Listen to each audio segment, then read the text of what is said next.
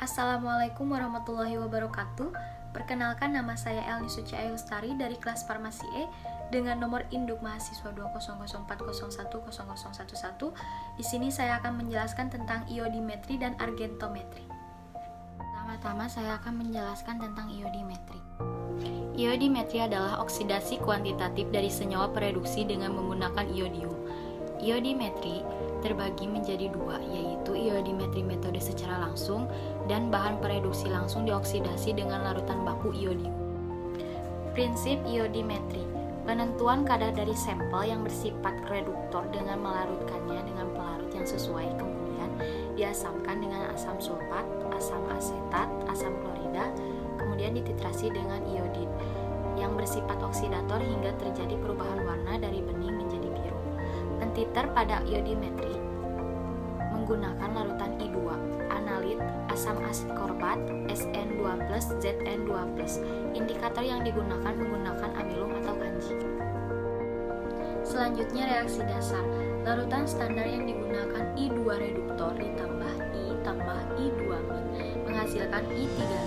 Contoh senyawa yang dapat ditetapkan dengan iodimetri: H2S, SN2+, AS3+, N2H4, SO2, Zn2+, Cd2+, Hg2+, Pb2+, dan vitamin C. Penggunaan titrasi iodimetri dalam bidang farmasi.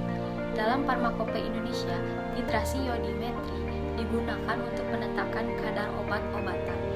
Salah satu contohnya adalah untuk menetapkan kadar asam askorbat atau vitamin C, natrium tiosulfat, metampiron, antagin, dan sediaan injeksi.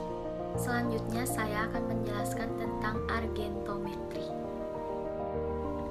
Argentometri merupakan suatu analisis volumemetri di mana selama titrasi berlangsung terjadi reaksi pengendapan dengan reaksi pengendapan ion Ag+.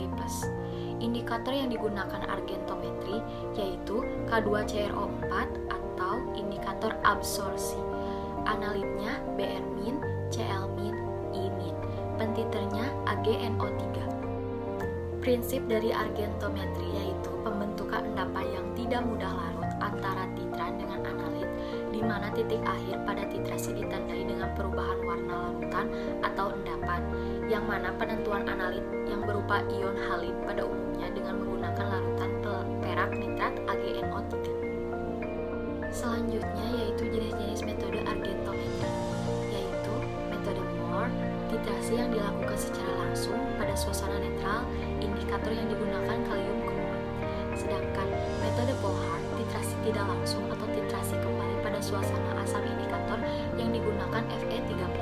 Sedangkan metode Pajans menggunakan titrasi secara langsung dan dilakukan juga pada suasana netral. Penggunaan titrasi argentometri dalam bidang farmasi yaitu membantu dalam pembuatan obat-obatan, obat yang berbahan alami yang tidak bisa bertahan lama seperti obat yang sudah tercampur oleh bahan kimiawi. Oleh karena itu, banyak pembuatan bahan obat menggunakan cara atau metode ini. Perbedaan iodimetri dengan argentometri: yang pertama dari pentiter. Pentiter dari argentometri menggunakan Ag+, sedangkan pentiter dari iodimetri menggunakan I2 atau iodium. Yang kedua, analit ion halida. Yang keduanya lagi dari iodimetri menggunakan analit asam askorbat. Sedangkan pada indikator argentometri tiosianida dan absorpsi. Sedangkan pada indikator iodimetri menggunakan kanji atau amilum. Yang ketiga, metode yang dilakukan pada argento dibagi menjadi tiga, yaitu metode Moore, Polhard, Pajans. Sedangkan iodimetri menggunakan secara langsung.